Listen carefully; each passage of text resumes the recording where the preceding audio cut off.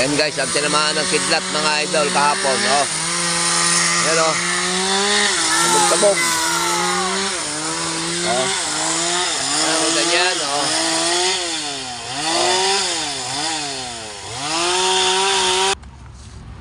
Yan o. Oh, tingnan nyo. Oh. Ginapangan ng apoy. Ang ganda sa taas. Oh. Oh. Yan ang kidlat. Buti na lang walang mga tao. Yan o. Oh. Hanapin natin yung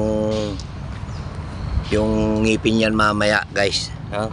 Yan o. Tinan nyo yung kanyang talagang sabog-sabog guys o. Yan o. Oh. Yan ang isipin mo yan o. Parang kung tao ang tamaan yan. Grabe. Oh. Parang silibak ng palakol. Oh. Talaga naman. Ang lalaking nasibak niyan. Oh. Ganyan kalakas ang kidlat.